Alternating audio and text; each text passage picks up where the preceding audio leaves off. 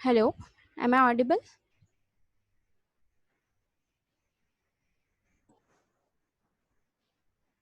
Hello. Okay. Sorry everyone for the delay. So now we can start our session. A very good morning to all dignitaries, my colleagues, and all the dear participants. I, Dr. Deepshikha Patel, welcomes you all to the day 4 of FDP on machine learning and applications. So now I am taking this privilege to introduce our today's expert, Dr. Kushal Kumar Shah, Associate Professor and Coordinator Data Science, ICER, Bhopal. Dr. Kushal has completed his BTech from IIT Madras. He has received his PhD also from IIT Madras. He was postdoctoral fellow at Weizmann Institute of Science, Israel. He has served Jawaharlal Nehru University, New Delhi. He has also served as an assistant professor in IIT Delhi. He has several research publications to his credit. Also received a GN Ramchandran Fellowship and Feinberg Graduate Fellowship from Israel. And he has so many awards to his name. So his list of achievement is very long. So now I think we have to start our session. Kushal sir, can we start?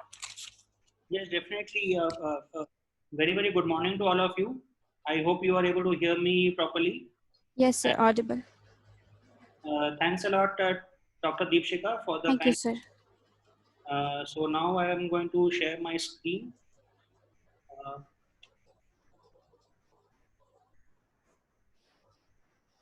are you all able to see the presentation now? Yes, sir, visible. Okay. Okay.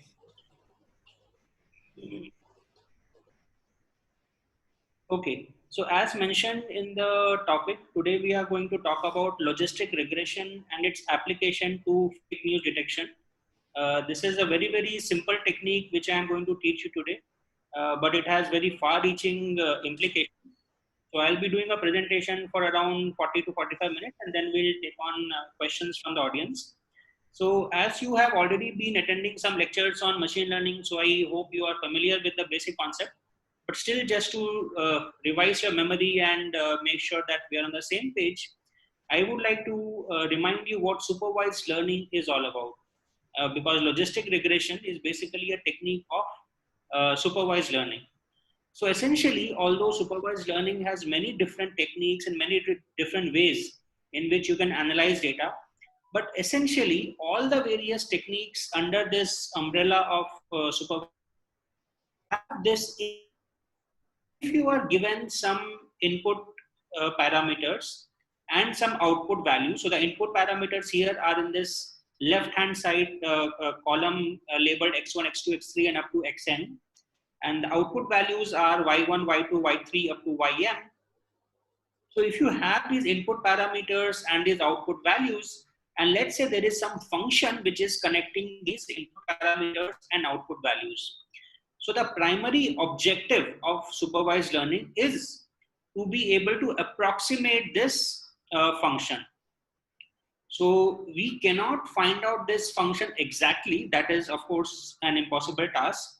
But using supervised learning techniques, we can find out this function approximately, provided we are given sufficient amount of input and output data points. And especially if you talk about artificial neural networks, which we are not going to cover in this talk, but I'm sure you would have been introduced to the topic in other talks in this FDP. So in artificial neural networks, there is a theorem known as universal approximation theorem. And that says that, given an ANN, you can, find a suitable architecture using which you can approximate any such function. So that is basically the premise of supervised learning. And as you know, it has many, many applications. For example, in handwriting and gesture recognition. So let's say somebody has written something on a piece of paper. You can use supervised learning to identify what exactly is that thing written, and in some cases you can even identify the person who has written that particular sentence. Then you can have face and object detection. For example, when you upload your images on Facebook, you would have found that the Facebook algorithm is able to tag the images or faces automatically without you having to do anything manually. So that is also an application of supervised learning. Then you have language processing. You know, natural language processing has become a very, very important tool, both in the academic sector as well as in the industry. And today's talk also, we are going to see one application of logistic regression to language processing. Then you have speech recognition, speech translation. Then you have spam detection. So there are many different applications where supervised learning is very, very useful. And as I said, although there are many different techniques in supervised learning, but the primary goal of supervised learning is that given a set of input and output data points and a function connecting these two, can we approximate this function using various techniques? And logistic regression techniques which we are going to learn in this talk today. So before getting into logistic regression, let's see its simpler version called linear regression. So let's say you have a set of data points shown on your screen. So you have a y-axis, which is your output, and you have an x-axis, which is your input. So in this case, we have only one input and one output for the sake of simplicity, but this idea can be generalized to any number of inputs and any number of outputs. So now let's say you have a few data points like what we see on your screen. And from an initial guess, one can say that this looks like a straight line. So if we want to find a functional relationship between y and x, what we will do is to assume that the functional relationship is linear. So what we will do is to try to fit a straight line to this set of data points. So how are we going to do that? We are going to assume that our fit is a straight line, and then by using this testing data set, which is shown with a green star, we are going to figure out whether our initial hypothesis or initial assumption of a straight line fit was right or not. So as you know, the equation of a straight line is h equal to mx plus c. So we are going to assume that this is our function. So by h, I mean hypothesis. That's why I've used the symbol h to denote this function, because this is our hypothesis which we want to test using our available data. Now, as you can see on this graph, that there are these various data points and they lie along the straight line, but not exactly on top of it. So there is some variation between the actual data points and the hypothesis with which we are working. So now, in order to incorporate this deviation from the hypothesis, we need to incorporate what is called the error term, or what is denoted by epsilon I over here. So each data point yi is equal to the hypothesis hi plus epsilon I, where epsilon I is an error and it is assumed to be random. So now if we expand hi as mxi plus c, we get yi is equal to mxi plus c plus epsilon I. So for each data point xi, by using this formula, we can get an estimate for yi. So now this particular method of doing regression or supervised learning is called linear regression. So now here our objective is to figure out what are the values of m and c so that our epsilon I, or the error, is minimized. So essentially speaking, so linear regression is about taking a set of data points and fitting a straight line to it. And the objective is to estimate m and c such that the total error is minimized. Now, when we say total error, we mean the cumulative error of all the data points. So we don't want to minimize the error only for one data point, but all the data points taken together.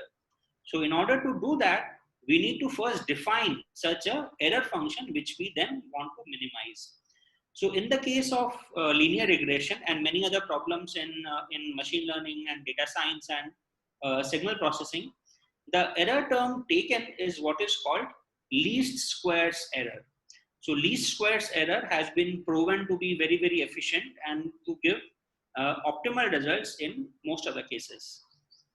So what is the least squares error? As you can see on your screen, it is the sum over the squares of all these error terms. So you have individual error terms epsilon I. So you take a square of them. We are taking a square because we don't care whether the error is positive or negative. Both of them are equally problematic for us. So we take a square so that a positive error doesn't get cancelled by a negative error. So we take a square of each error term and then we take a sum over all these square error. That's why it's called least squares error, because we are taking a square of all these error terms. Now we know that epsilon I is nothing but yi minus hi, or which can be further expanded as yi minus mxi minus c. So we take this difference, we take its whole square, and we take a sum over all I. So taking a sum over all I means taking a sum over all the available data points in our data set. So if we do that, we get this least squares error, which we denote by this symbol S.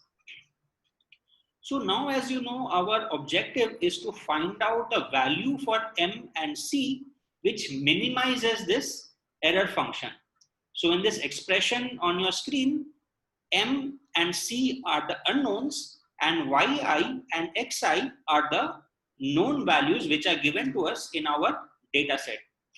So now from calculus, if you remember your concepts of calculus, which you may have read in your class 12 or class 11, we know that if we are given a mathematical function and if we want to minimize it or maximize it, what we need to do is take it and equate that to 0. So here S is a function of M and C.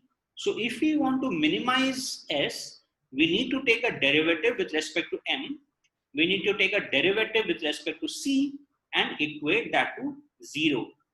But here we need to remember that because S is a function of two parameters, M and C, instead of taking total derivative, we need to take what is called partial derivative. So if we take these partial derivatives, these are denoted by dou S by dou M equal to 0 and dou S by dou C equal to 0. So what is the meaning of partial derivatives? I'm sure you know about this, but just to remind you, when we do a partial derivative of S with respect to M, we take C to be a constant. So, and then we take a derivative with respect to M. And similarly, when we take a derivative of S with respect to C, we assume that M is a constant. So now we have two variables over here, M and C, and we have now two equations. M equal to 0 and dou S by dou C equal to 0. I would suggest you do these derivatives yourself and convince yourself that the results that we are going to show you are indeed correct. So when you take these derivatives, you get an expression like this. These are very, very easy to verify.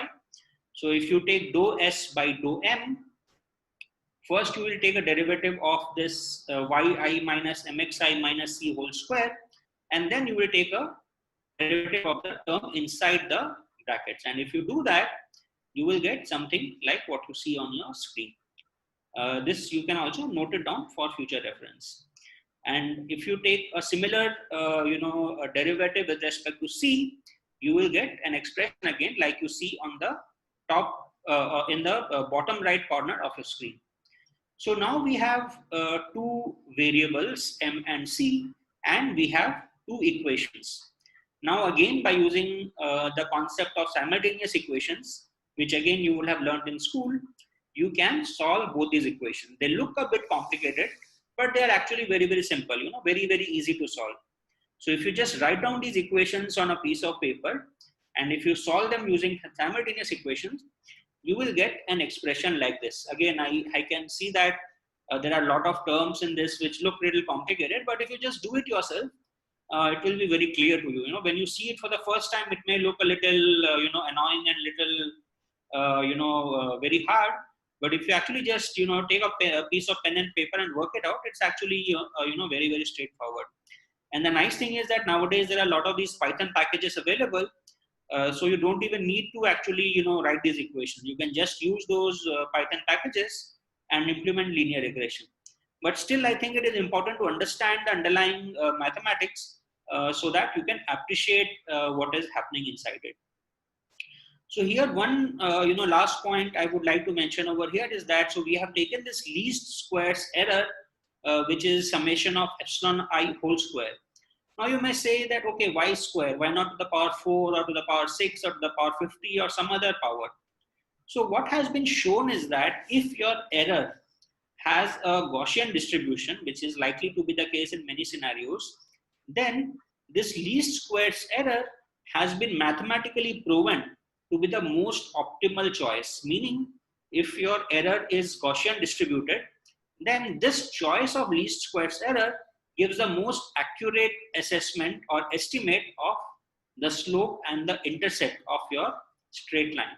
This is why least squares error is so popular. But if your error is not Gaussian, if it is very different from a Gaussian, then you may need to use a different error function in order to get a good estimate of M and C.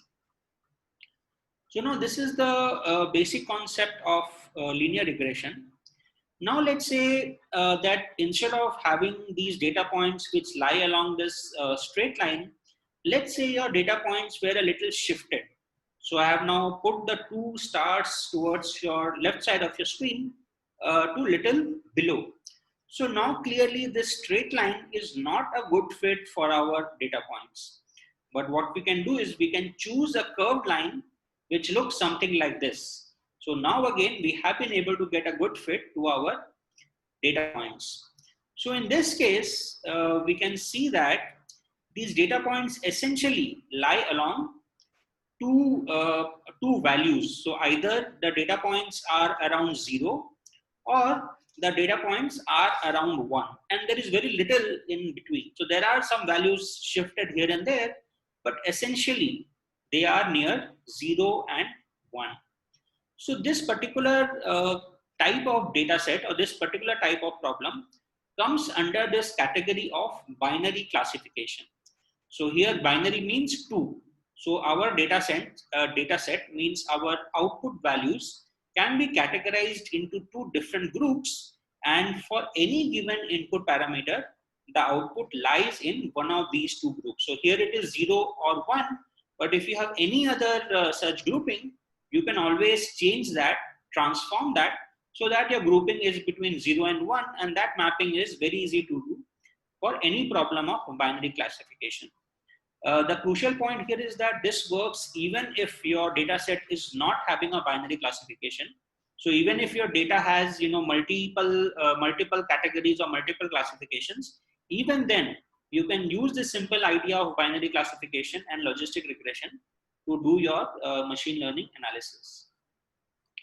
So if we talk of applications, one of the crucial or most important applications of this binary classification is probability of an email being spam. Till about few years back, spam used to be such a huge problem. We used to get a lot of spam emails in our inbox, and filtering them out was very complicated. But now the spam filters of Google especially have become so good that nowadays I hardly see any spam email in my inbox. And I'm sure you also have a similar experience that nowadays all the spam email automatically goes into the spam folder. So this is a great success of binary classification, and must be hailed as one of the greatest advances in computer technology. Apart from this, of course, if you go to medical science, then there is this problem of, can we predict whether a given person, and given their medical history or BMI, body mass index, or other factors about their personality, what probability is there for such a person to, let's say, develop a heart disease, or for this person to develop any other kind of disease. Or for example, now we are going through corona, so using a person's details, any kind of personal details, can we predict that what is the probability that this person is going to get affected by corona? So these kinds of predictions are of course never accurate, but they are very, very useful many times to in order to take policy decisions and take preventive measures to prevent the spread of those diseases. Then, for example, if you talk about companies, then the companies also would like to figure out what is the probability of a consumer buying a certain product, whether the consumer is going to buy it or whether it is not going to buy it, and what is the probability of that action. So if again companies can figure this out, that will make a lot of difference to that bottom line. So here, if you notice, in all these three examples that we are talking about, we are using this word probability. But then we said it's a problem of binary classification. So where does probability come in? So if you see these data points, so these data points lie on two different categories, 0 and 1. But if you see the curve that we have fitted, that goes from 0 to 1. So essentially, if you take any input parameter and if you compute the y using logistic regression, then essentially the computed value shows you the probability in some sense, because the values are between 0 and 1. So that is why logistic regression is a very nice technique, because it not just helps us in doing binary classification, but it also tells us the probability with which that classification is accurate, or whether the given classification is trustworthy or not. That's why logistic regression is a very, very powerful technique. So now, what is logistic regression? So essentially, first what we need to do is that, so for a given parameter x, we take this linear transformation, the linear regression which we just saw few slides back. So now we take this linear transformation. So from x, we go to wx plus b, and we say that if my wx plus b is much, much larger than 0, then the output should be almost 1. And if my wx plus b is much, much less than 0, then my output should be almost 0. So that I can do this binary classification, and wx plus b in between, I get some value between 0 and 1, which gives me the probability of the particular parameter lying in a particular category. So one such function, there are of course many functions which can do this, but one function which is very popular because it is very efficient and it is very helpful in doing this classification, it is what is called the sigmoid function. So the function that you see on the top of your screen is called the sigmoid function. So h is equal to 1 divided by 1 plus e power minus wx plus b. So now if you see, if wx plus b is much larger than 0, then e power minus wx plus b will almost be equal to 0, because then e power minus of a high positive number means e power a high negative number is almost 0. And that is why your h will almost be equal to 1. But if your wx plus b is highly negative, then the exponential term will also become very highly positive, very high number. And that's why 1 divided by a very high number will lead you to 0. So that is why this particular choice of a sigmoid function, or what can also be called a logistic function, is what is going to solve our problem. So once again, so we had an input parameter x. We first did a linear transformation to wx plus b. Then we said that if wx plus b is much larger than 0, then h must be almost 1. If wx plus b is much less than 0, then h must be almost 0. And then we chose this sigmoid function, or what is called logistic function, to do our classification. So now, as we saw in the case of the linear regression, we again need a loss function. So in this case, we do not use that least squares error, because here it is a problem of binary classification. So here the least squares error function is not useful. So here we use this function, which is called a binary cross entropy function. There are reasons from probability theory to use this, and why this is very, very efficient and gives us the required results. So essentially, what is this function? So this is summation over I yi log of hi plus 1 minus yi whole into log of 1 minus hi. So if you take this function and if you do a sum over all the data points, then you get your total loss function. And what is our objective now? So our objective now is that we are given some values of x and y, and we have to estimate w and b so that the c is minimized. So once again, our x is already given to us, x and y. These are our input parameters and output values. Now for these input parameter and output values, we need to estimate or find out the value of w and b so that this c, which is the cost function or the loss function, is minimized. So there is a mathematics behind it, which I will not get into it in this webinar. But those who are interested, they are highly recommended to go through any book where all these details are there. Okay. So here, what I would like to focus on is the basic concept of this logistic regression. Okay. So now the essential way to do it is again by taking a derivative. So you take a derivative of c with respect to w, you take a derivative with respect to b, but here it is not possible to solve these equations like we did in the case of linear regression. So here there are some other gradient descent techniques which you can use to estimate your parameters w and b. But again, as I mentioned earlier, that nowadays there are a lot of these Python packages available using which you can do this estimation very, very easily, and you do not need to write the entire code on your own. And this particular technique of doing this binary classification is what is called logistic regression. It is called logistic regression because we are using the logistic function to do our estimation or classification. So now let's see its application to fake news detection, which is a work that we have done at IISER Bhopal. So before getting into the details, let's understand what is news. You know, we read news every day on a newspaper or on internet or mobile or whatever, but essentially, news essentially consists of newly received or noteworthy information, especially about recent events.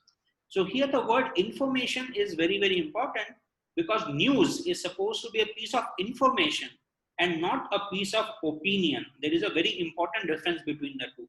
If I am giving you my opinion, then that does not constitute news. But if I am giving you information, then that constitutes news.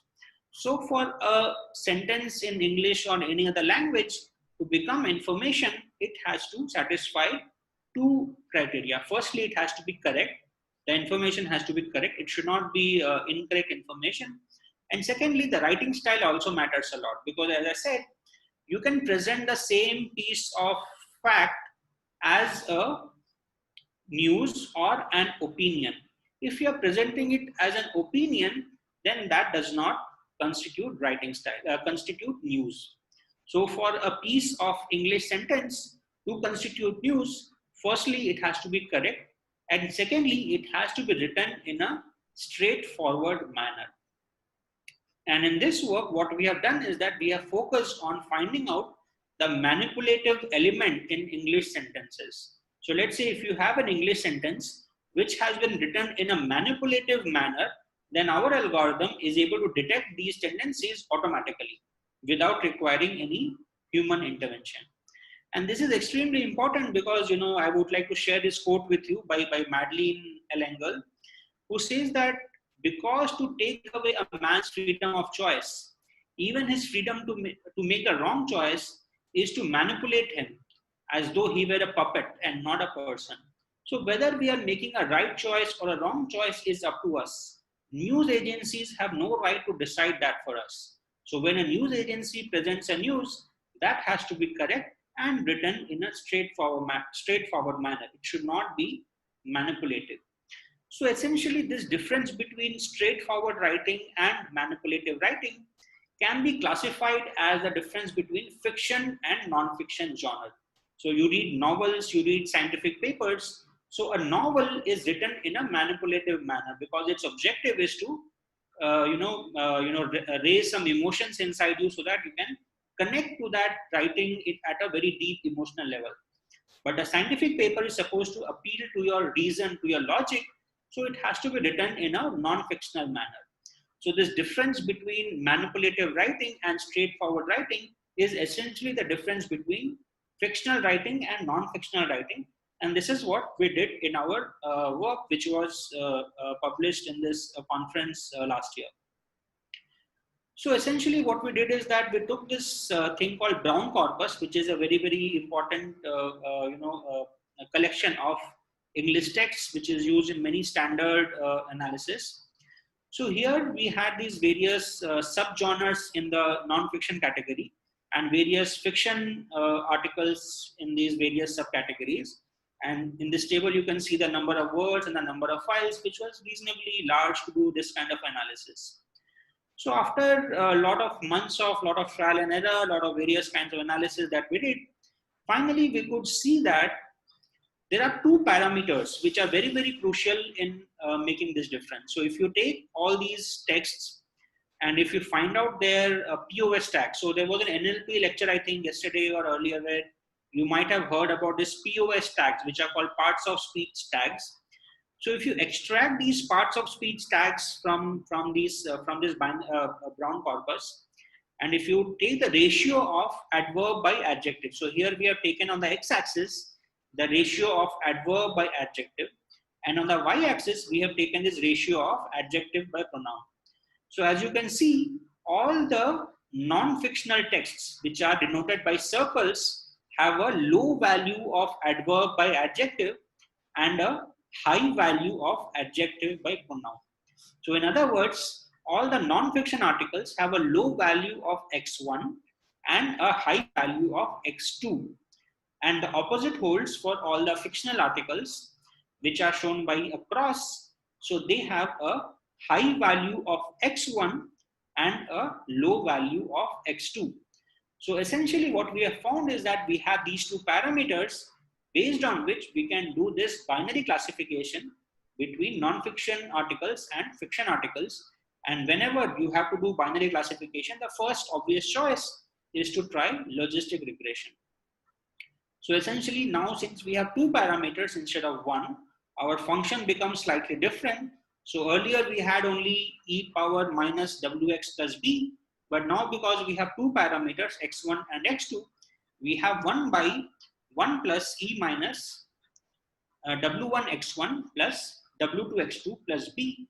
And now our objective is to find the values of w1, w2 and b, so that our error between the estimated value h and the actual data set h is minimized. So the cost function that we are going to use is again this same cost function, which is called the binary cross entropy, which is what we have used. So C is equal to again summation over yi log of hi plus 1 minus yi log of 1 minus hi. And of course, we have not implemented this algorithm ourselves. We have used the available Python packages of logistic regression to do all the estimation. And when we do all this estimation, we find that the accuracy of our classification is 96%, which is very good by standards of machine learning. So once again, essentially what we did, we took all these English texts and we found out two parameters from these English texts, x1 and x2. x1 represents the ratio of number of adverbs divided by number of adjectives in each article, and x2 represents the number of adjectives divided by the number of pronouns in each article. And then using these two parameters, we are able to do this classification. So we have implemented this algorithm, which we call the Fictometer algorithm, on our website. So there is this website which you can visit. It is called fictometer.com. And let's say there is this article that we found on the web. It says Taapsee Pannu is all set to be seen playing the role of Indian skipper Mithali Raj in her biopic, and it tells the story of that particular thing. So if you, let's say, put this particular article on our Fictometer website, then as you see on your screen, there's a Fictometer that will move. And here it shows that this article is non-fiction, but with a probability of 71.36%. So as I mentioned earlier, this is the nice thing about logistic regression, that it just does not do binary classification, but tells you the probability of that classification as well. So we are not just saying that your article is non-fiction, we are saying that it has a probability of that it is non-fiction with a probability of 71.36%, which means that it is not as straightforward as you would like to be.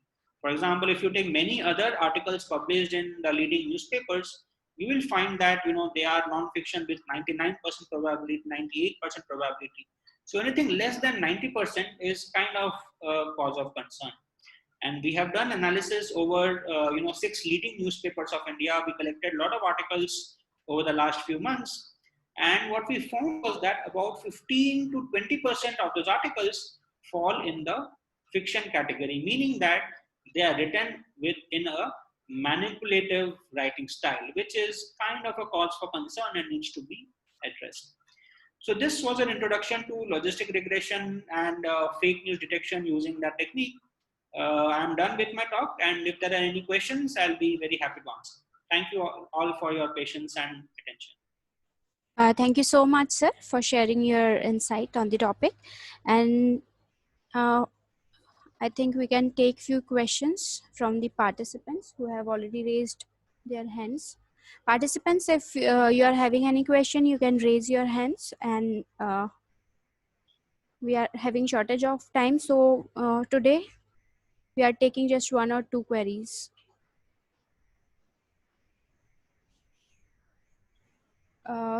Neha. Yes.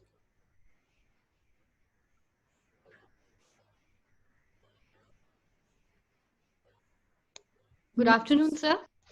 Good afternoon. Sir, I want to know if you can explain that binary classification in the case of spam. Yes, so in spam also an email is either spam or not spam, right? So let's say if you check your spam folder, many of those emails, they say that we have opened a bank account for you, and if you just log in, you will get some $1 million or some such thing. And if you have, so for example, I work in science, so I get a lot of junk emails from a lot of junk journals also. Yes, which sir. Started in some random place, and they want me to publish something there. So it is just about deciding whether the email should go to my inbox or whether it should go to my spam folder. Right, sir. So it's again a case of binary classification. Okay, sir. Make sense? Next, we are taking from Roshan.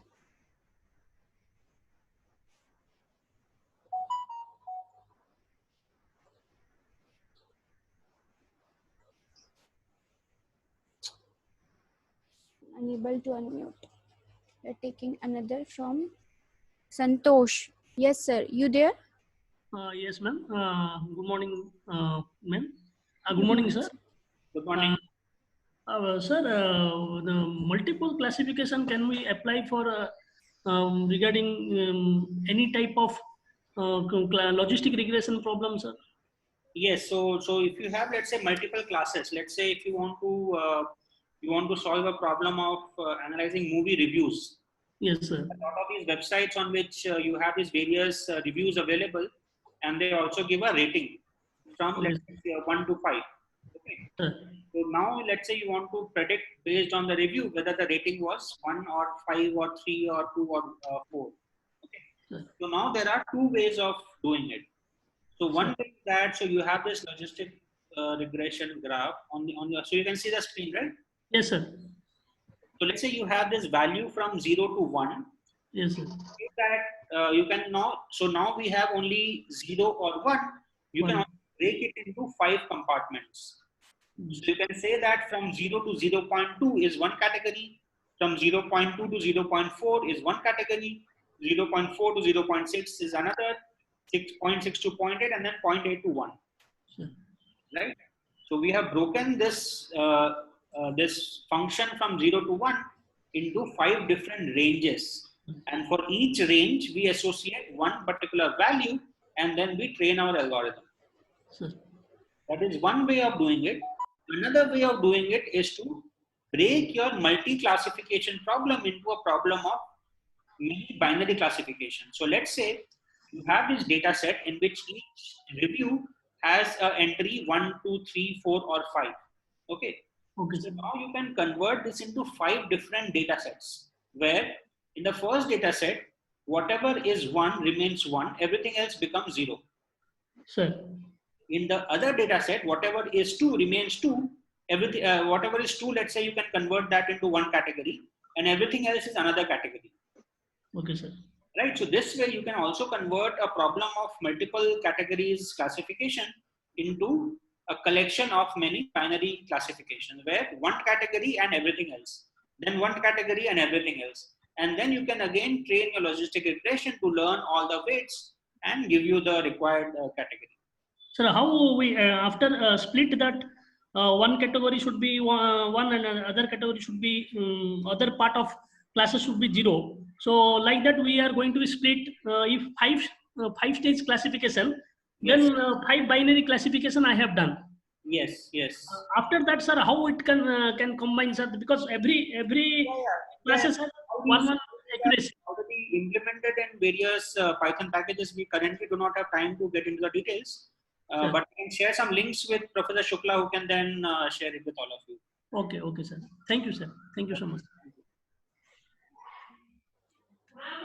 Participants, all those who are still having some queries, they can drop your queries in the chat box. So because time is not permitting us, and we have just adjacent session, and expert has already joined us. So I would now like to request Shukla sir to conclude this session so that we can start our next session. Sir, you there? Good. Am I audible? Yes, sir. Good morning, Kusal sir. Good morning, sir. Thank you so much. Whenever I have invited you, you have been there. So thank you so much, sir. And it was an excellent talk, very sweet, very short and sweet. And I hope that the participants have learned a lot from this talk, and they will be in contact with you also and with us also. So thank you so much, sir. And as you promised, you have wind up before 12 o'clock. So thank you. Thank you so much. Thank you, sir. Thank you, sir, for having me here. It was a great pleasure, and hope to get to interact with you all again. Thank you, Dr. Deepshika. Thank you. Thank you so much, sir, for being with us. Thank you, sir. Thank you to the audience for their kind attention and patience. Thank you all. Thank you. So now we can start our next session. We have you. Hello. Yes. Am I audible? Yeah. Yes, sir. So our next expert, Dr. Rawat, is already joined us. So what I couldn't introduce in detail with all of you. So now I am taking this pleasure to introduce Dr. Rawat to all of you. Dr. Paresh Rawat, Director Ascent Technologies, Bhopal, is having a rich experience of more than 17 years in academic. He's received his PhD degree from Manet, Bhopal, and he was he's awarded his MTech in digital communication from Manet itself. There are many awards to his credit, including Bhaskar Teacher Facilitation Award, Tech Guru Award, and multiple times Best Faculty Award winner. He's a certified faculty of IBM, member of IEEE, IET, and other professional societies. He's reviewer of many reputed journals, including Elsewhere. And there are his list of achievement is very, very long. So I think I couldn't accommodate those all in this session. So I think we have to start our session. Rawat sir, can we start this? Sure, ma'am. Yeah, it's over to you. Welcome, sir. Okay. Very good morning to everyone. Am I audible? Ma'am, is it audible? Yes, yes, sir. Audible. Sure. Very good morning again, everyone. I will be continuing with the session that is on unsupervised machine learning. And I am very thankful for the last session. It was indeed a wonderful session. So let me share the screen right now.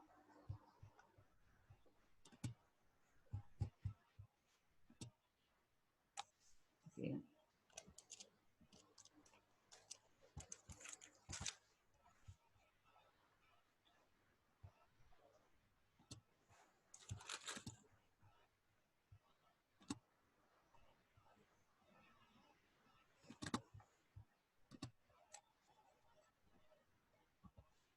Okay, so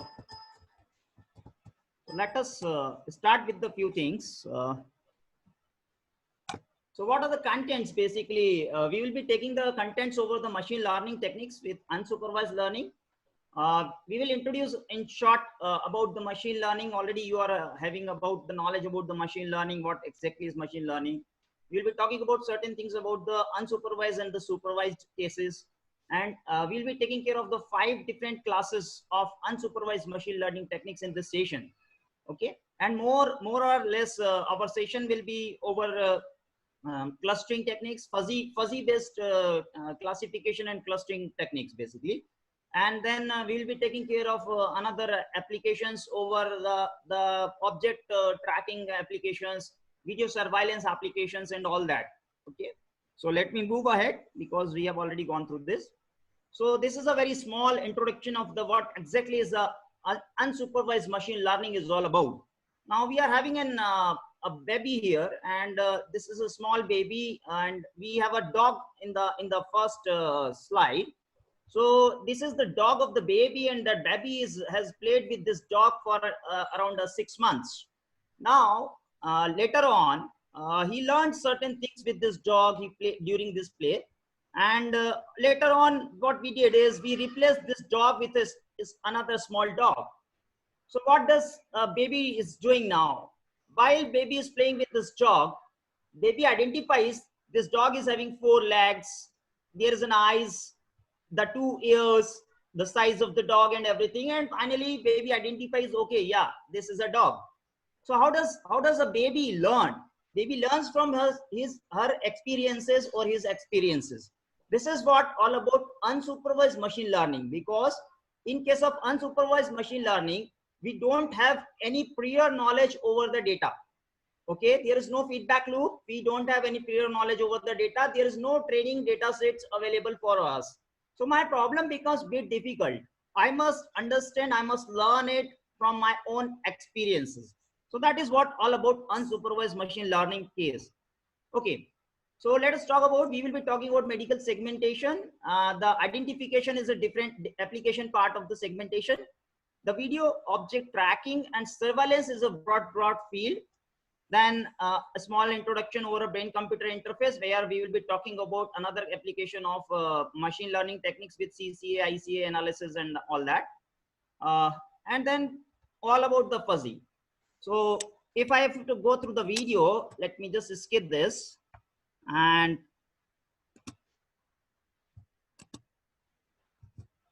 okay, so does everybody is able to see this? Yes, sir. It's visible. It's visible. Machine learning, that is visible. No. It's a black blank screen that is visible. Okay. So that means I have to share it again. Okay.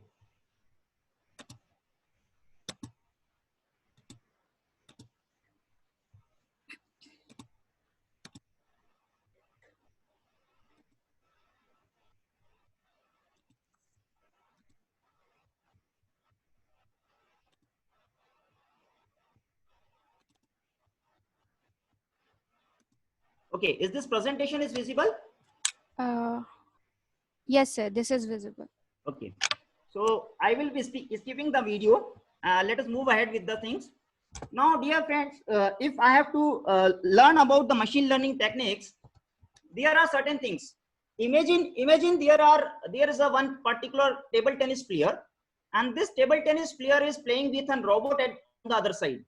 So at the one end of the table, I'm having a robot, and at the one end of the table, I'm having a very good player of the table tennis. So now what this robot has to do? This robot has to estimate the ball which has been actually played by the player, and that ball will be moving with a particular velocity. It will be having a certain height. It will be striking at a certain position of the table, and then after estimating every single trajectory, I need to estimate, and then I have to play it again back. This is what one simple application of machine learning. Imagine another application. Most of the times video surveillance applications are there, which are broadly used right now. Mostly we are using it in this military applications. Right now we are using fast track. Fast track may also be using video surveillance applications. Apart from it, if we are on certain bridges, on that bridges we are analyzing the number of vehicles and the total number of loads which is been passing out through that bridges.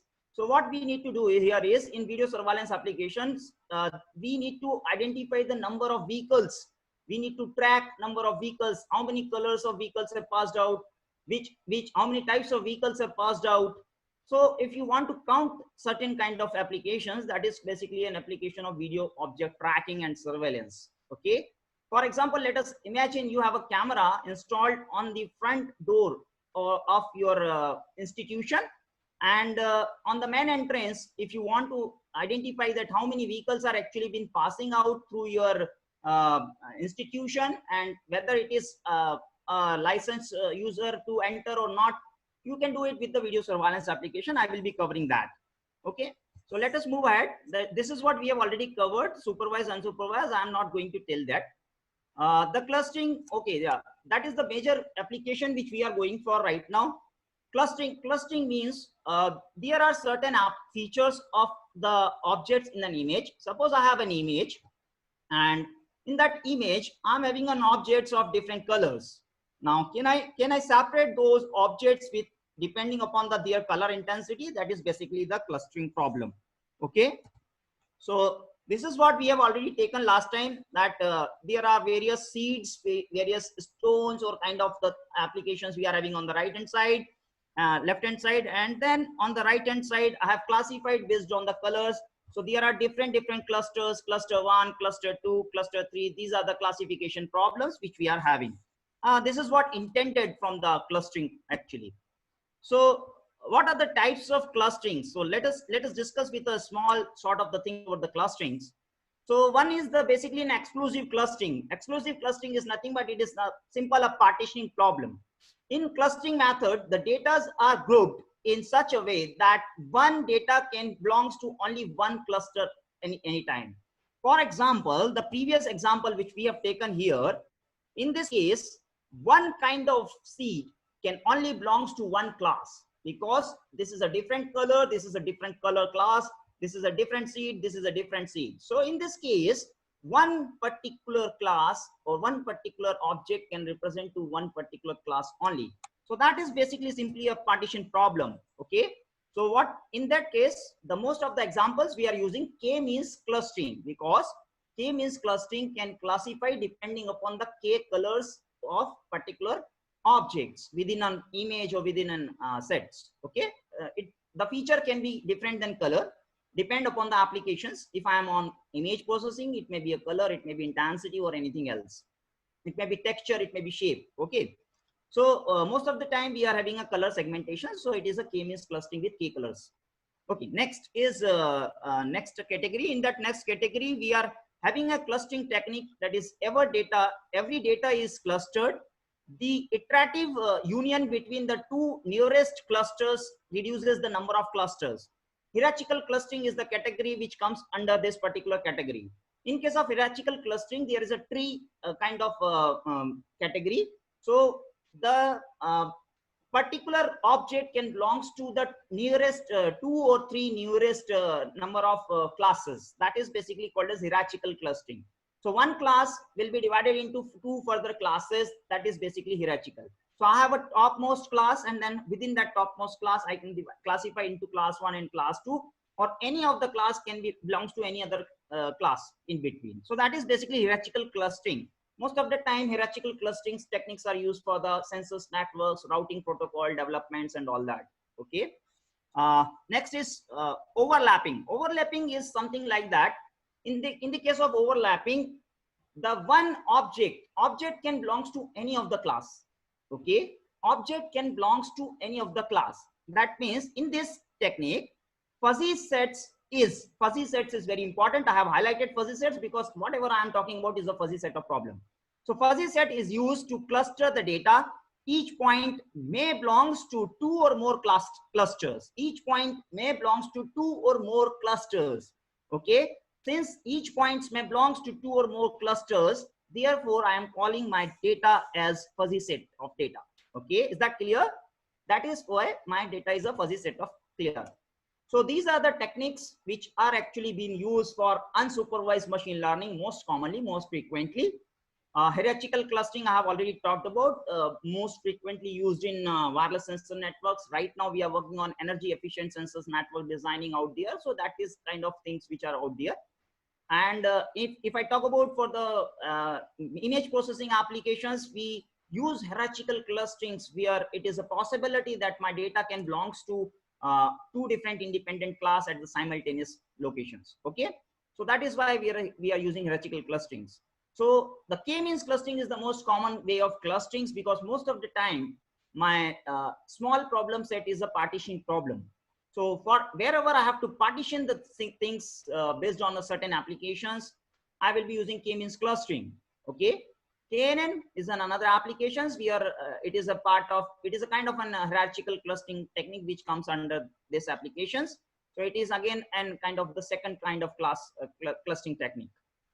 Principal component analysis, PCA, is a probabilistic method. I will suggest you use PCA wherever your data set is having a probabilistic nature. But if it is not a probabilistic nature, then PCA is not that much useful over there. PCA may be useful whenever your outcomes can be probabilistic and you can compensate with probabilistic natures. Okay, and it may take a time also. Next is a singular. That is a very common set of problem right now. You can use singular value decompositions for security purposes, cryptography. Then it may be used in authentication. It may be used in watermarking technique applications and all that. Mostly, frequently you can use out there. Many applications are there. But yeah, I can use SVD decompositions for hiding the data within the data, or for compressive techniques and so on. Independent component analysis, I will be taking care of this application. And there are other kind of techniques apart from independent component analysis, ICA. There are CCA, that is cross-canonical analysis. Apart from CCA, there are EEMD, empirical mode decomposition. We will be discussing one by one. Okay, everybody is there? I am audible? Deepshika madam, I am audible? Yes, sir. Yes, sir. Audible. Okay. So this is what I have already covered, because segmentation and feature extraction are the initial parts. And then finally it is followed by the classification problem. So I must be having a very good efficiency over the initial estimations on segmentation and feature extraction methods. So I will be covering on the first two parts, because the third part can be covered with any of the classification method using SVM, regression and all that. Yeah, this is what I have already talked about. 415 million people are suffering from diabetic retinopathy. It is the fastest growing cause of blindness in the world. Around 46% of diabetic retinopathy patients are suffering towards blindness now in the world. So you can estimate how much severe problem is this. This is what I have already talked about. There is a significant shortage of doctors, eye doctors in India. We are Indians and we should be proud to have Indians, and there are 127,000 doctors, eye doctors are lagging in India. So if as an engineer, if as a technologist, if we can estimate few of the things, and if we are able to serve some cases, and we are able to save around 1% of the cases, that is enough. Yeah, segmentation already we have talked about. Challenges are there. Most of the time, the big challenge in segmentation which comes before us is the multiple connected regions. Okay, if there are multiple similar regions in the image or the data, or if suppose the data is having the multiple similar classes, then the segmentation methodologies does not work properly out there. Okay, and most of the fuzzy based segmentation technique if we use, they are actually not up to that mark, and we need to work over the fuzzy based segmentation methods. We need to improve the efficiency, because fuzzy is a probabilistic nature. So every fuzzy based method which has been designed is a case specific. So if I want a one fuzzy based method or a clustering method which should work uniformly for all kind of image data sets which I am having, different kind of image data sets which I am having, then it is a difficult case of problem. Okay, yeah. So this is a simple example what is actually intended with the segmentation. Now I have an image on the bottom. Now you can see here, this is the image on the bottom. What I want the actual area covered by this pond or only from this particular image, I want to segment this area which is actually been highlighted. Okay, so this means segmentation is nothing but it is a simple problem. It is a case statement where I have a background and there is an object. I need to separate background and object. So that is the basic case of problem of the segmentation. Okay, image segmentation is a method of extracting the desired part or and the features from the input medical images or any kind of images. So what is the desired part here? It is a highlighted part under this boundary. That is my desired part in this particular case. So that means I can use some other cases of segmentation like region of interest, but region of interest case is a semi-automatic problem actually. So you need to define the region of interest. It may be manual, it may be automatic region of interest also, but if I am going for automatic region of interest, it is getting too much complicated. So if I am going for real-time application, I would suggest you try to adopt the region rather than go for defining the region. Okay. So this is what the basic simplest example which we have taken last time. This is an example of a segmented output by the thresholding application. So we will be taking this example of skin cancer images. There are 3 types of skin cancer I will be talking about later.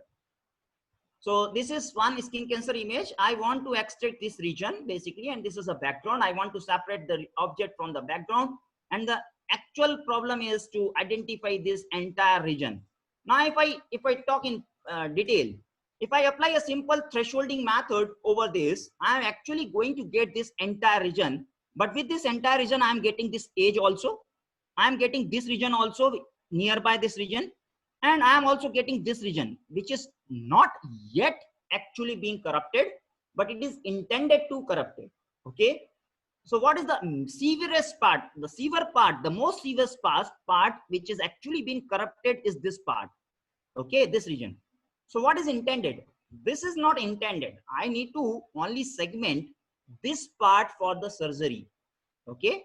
And this part can be later on taken care by the medicines itself. Okay. Is that thing is clear to everyone? Okay. So that is what desired. And now another case I am having on the bottom before the CT brain images. Here I have applied the thresholding algorithm. Okay. I am getting a very sufficient enough output, but because I was knowing what is actually my output is, therefore I am able to apply an actual segmented threshold. So selecting a threshold is a major challenge in normal global thresholding applications. So what is actually intended? Okay, you need a thresholding algorithm. You need a thresholding algorithm. You need a clustering also. You need to make a hybrid combination. The combination of thresholding plus clustering is actually intended. And even for the real-time applications, the threshold selection should be adaptive. Okay, threshold selection should be adaptive. So with the fuzzy set problem, I need to adapt the threshold first. There should be adaptive thresholding algorithm followed by the clustering algorithm, which is FCM, or it may be K means clustering. Okay. Yeah. The conventional FCM algorithm is an efficient clustering algorithm that is used for medical image segmentation. Not mostly used for medical image segmentation. It is used for normal image segmentations, but we rarely use it for medical image segmentation because the efficiency is very, very important in case of medical image segmentation. So if I suggest if you are working for the FCM or any kind of clustering problem with fuzzy application for medical images, you should be very, very precise over the accuracy and precision. Okay. So FCM is extremely susceptible to noise. That's a very good point here to cover because I am talking about medical images. Most of the medical images are captured by the different modalities. What is modalities? Modalities means the kind of techniques which captures the images. Okay, it may be different kind of sonographic image. It may be different kind of cameras are installed over there. Okay, RF camera can be there, IF cameras can be there, sonographic ultrasound may be there. So there are different kind of modalities available to capture the images, and every single modality is susceptible to noise most of the time. So the captured image is a noisier image. So I should be very careful while I'm working with FCM for noisy images. Okay. So this is a global thresholding I've already talked about. Digital image is represented by 8 bits, and with the 8 bits, every single pixel brightness is represented by 8 bits, and with the 8 bit I am having 2 to the power 8, that means 0 to 2 to the power 8 minus 1. So total number of gray labels or total number of brightness in the any image is 0 to 255. So 255 represents the complete white and 0 represents the complete black. Okay, so I will be picking up a threshold value T, and then this particular every single pixel's brightness, that means f of x of y, every single pixel's brightness f of x of y will be compared with this threshold. Whenever my brightness of any pixel is greater than this threshold value, it may represent to your desired outcome, that means object. So I will make it 1, and otherwise I will make it 0. This 0 and 1 is vice versa, replicable, and it depends upon that which class actually you want to identify, whether your object may represent to upper class or it may represent to lower class. So if it represents to upper class, I will make it 1 and 0. If it is representing to lower class, I will make it 0 and 1. Okay. So this is what I have already talked about. I will be right away moving to the code, and we will demonstrate the same thing over the code right away. Later on, we will be covering the global segmentation analysis later on. Okay, I will come to it. See, this is a very simple example, but one thing you need to remember here, that this image is a colored image. Okay, this is a colored MRI image. Okay, that is magnetic resonant imagery. So this is a colored MRI image. What I want is, during the global segmentation, I will be converting this color image to gray label image. So I need to use in simple functions like RGB to gray over there, and that will convert into RGB to gray image. So the gray image is a 2D image. And then on that 2D image, I will be plotting the histogram. What is a histogram? Histogram is nothing but it is the representation of frequency of the gray label. Now on the vertical axis, I'm having a frequency of the gray label. On the x-axis, I'm having a gray label. Gray label means it is a brightness available in the images. So it's not necessary that all colors are available in an image. So this histogram represents the whatever the colors are available in the images and how many times that particular brightness is actually repeated in that image. That is histogram. It is a probability. It may be probabilistic histogram. It may be normal histogram. Now within this histogram, I am having a very simple case. Now you can see here, if I am having this image, most of the part of this image on the boundary is a background, and which is black. So black means 0. So this big strip is nothing but it is actually the background. So that I can estimate that this is a background, and this center part, that is this red color part, these red color parts which are actually intended, and these colors are actually on the upper hand side. So these are my objects. So I have chosen my threshold here as 100, and I will be getting certain outcome. And you can see that my outcome is not sufficient enough. There are many features which are missing in my outcome. So that's a major challenge with global thresholding, how to choose the optimum threshold. Okay. So if you are not having a sufficient knowledge over the background and the image data analysis, you are not able to better select your threshold. Okay. So what? Adaptiveness must come into picture. Now see, this is basically nothing but this is a retinal image.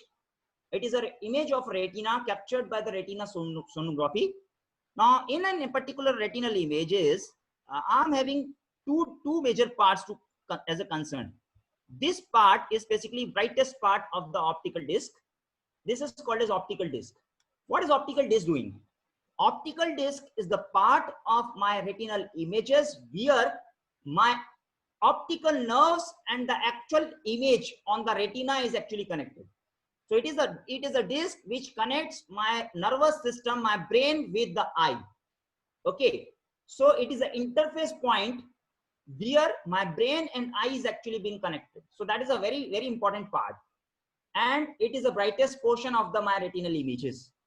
So first thing is, if I'm able to know the exact coordinates and center as well as the radius of my optical disc, then I can compare it with data sets and I can classify that this particular image represents to a original true image or it is a corrupted image. You can identify the vision also. Secondly, the centermost part, which is the darkest circle on the image, this part is basically called as macula. So the center points of the macula and the center coordinates of the optical disc. These two are the major points to identify the image analysis. Okay. Now, what is the challenge here? The challenge is this shadow. The shadow region is the similar brightness region over here. And another challenge is the availability of these blood vessels. Now, obviously, the blood vessels will be there, and if there are many multiple blood vessels passing over the your retinal disc, then these blood vessels will actually divide your optical disc into multiple parts. Now, if I apply the segmentation, I'm not going to get the exact output, and I'm having multiple similar brightness regions in my outcome. Multiple similar brightness regions in my outcome. So this is the interference I'm getting. This is a multiple similar.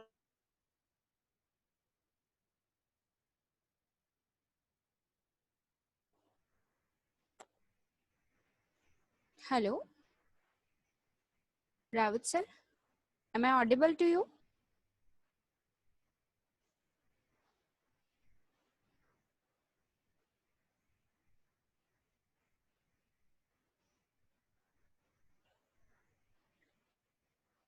I think there is a connection issue. We are contacting